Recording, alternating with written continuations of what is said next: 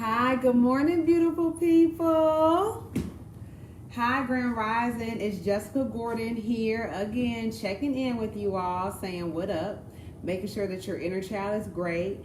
I'm an RTT hypnotherapist and a rapid transformational coach, and I specialize in helping women permanently eliminate their toxic shame so they can fully thrive in their life and business. And this morning I had a thought that dawned on me. So every time I interact with my inner child, I'm always go back to 5-year-old Jessica. She was more playful. She was smaller in size because I was a chubby kid growing up. And something dawned on me this morning, like I also need to check in with 9-year-old Jessica. So I am coming to you today to talk about making sure that you check in on your inner child on multiple ages. You might have a 5-year-old inner child that's totally different than your 8-year-old inner child. Maybe a trauma happened to you at the age of 9, and so you need to be with your 9 and 10-year-old inner child. So when you go back and you talk to your inner child, be very intentional on choosing their right ages. So maybe on one day you want to check in with your 5-year-old. Next week you want to check in with your 8-year-old, but don't forget those other ages. Or if you automatically always go back to like 8-year-old Jessica or 8-year-old Ariel, check on 5-year-old Jessica too. Make sure you check on 10-year-old Jessica too, because we experience different things at different points. So I actually was reading this book because I'm brushing up on some knowledge, and I found this picture, y'all. This was I think I was in 3rd grade. This was my third grade picture, and it popped out my book, and I was like, oh my gosh, like when I do my inner child shit, I'm always going back to 5-year-old Jessica, and she needed inner child healing too. But this girl right here, this is who really, really needed the love and the healing. And I was like, oh my God, I'm so sorry that I haven't been interacting with you like that.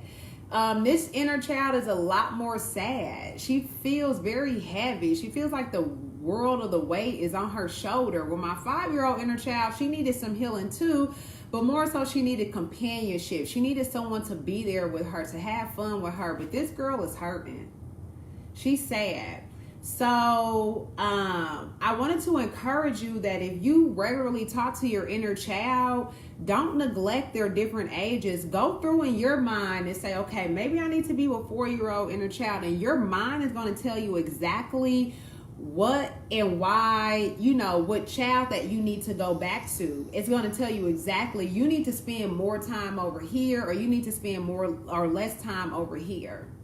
So talk to your inner child, and I will give you the same questions. I went on live and I said these same questions, very easy, simple questions. Are you feeling loved by me? What can I do to make myself available to you? And what would you like to do today to have fun? Very 3 simple, easy questions, and believing that the answer that you get is your inner child. It's literally conversing with you. And I always tell you guys that our inner child is so loving. It's so forgiving. It literally, even if we neglect our inner child for all of our life, y'all, as soon as we talk to them, they will be happy. They give love right back to us. When we give love to our inner child, they automatically give it right back to us. Point blank, period. Yes, Shaquan, even your teenage years, as a grown-ass woman, a lot of shit could have happened in your teenage years. So sit with that teenager inner child as well. Sit with them. So go through a timeline. See how 4-year-old Shaquan was feeling. See how 6-year-old Shaquan was feeling. And if you feel like, damn, I neglected this inner child, I feel so bad, y'all. I neglected her. I always just automatically went to my 5-year-old. I went to her at times too, because I have this picture actually sitting in my altar. And this is a good, this is a good exercise too, especially if you have a friend that understands this work, or definitely a partner. When you get into it with your partner, or when you feel very triggered, pull out your inner child picture and know that you're coming from this spot. You're not being grown ass 33-year-old Jessica. When I'm crying, when I feel alone, or I feel hurt, or I'm triggered in some type of way, usually it's my inner child coming through. And especially if you are coupled up and in a relationship and you have that sort of communication where you can say, okay, babe, pull out your inner child, because this is who we talking to each other right now. This is really this child coming through. It ain't us. And it really takes the, I don't want to say blame because we're always responsible, but it really takes the pressure off of you of feeling like I got to get it right, or feeling like, you know, it just normalizes your feelings. As a third grader, I felt alone. I felt triggered often because of the things that happened to me, of the things that I felt emotionally. So a lot of times when we're coming from this place, it's just our inner child, y'all. So look at that picture. When you see a picture of your inner child, it's so helpful.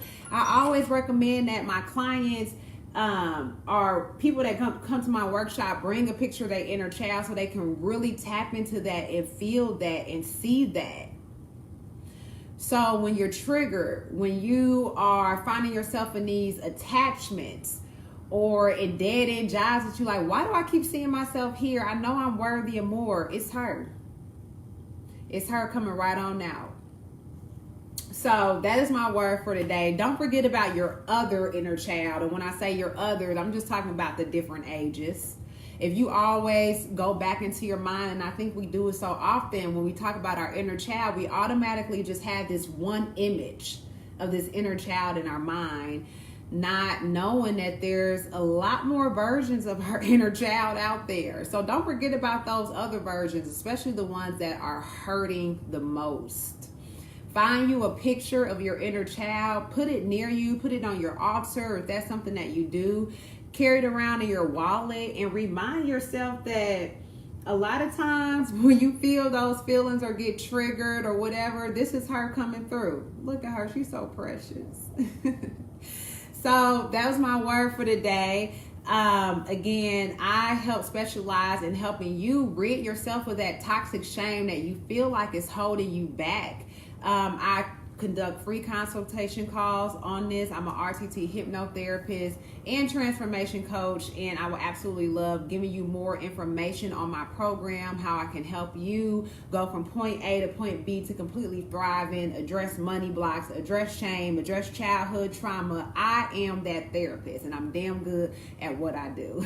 So if you're interested in transforming your life and really taking your life to the next level, please you can either hit my cover photo on my Facebook page, and that takes you to my link, or I will also drop my link in the Facebook comments so that you can book your free strategy call, and we can talk about how we can get you from point A to point B and get you those results and just start living a life of freedom and abundance. I love y'all. Enjoy today. Enjoy the sun. Get out. Peace. Happy healing. Happy manifesting.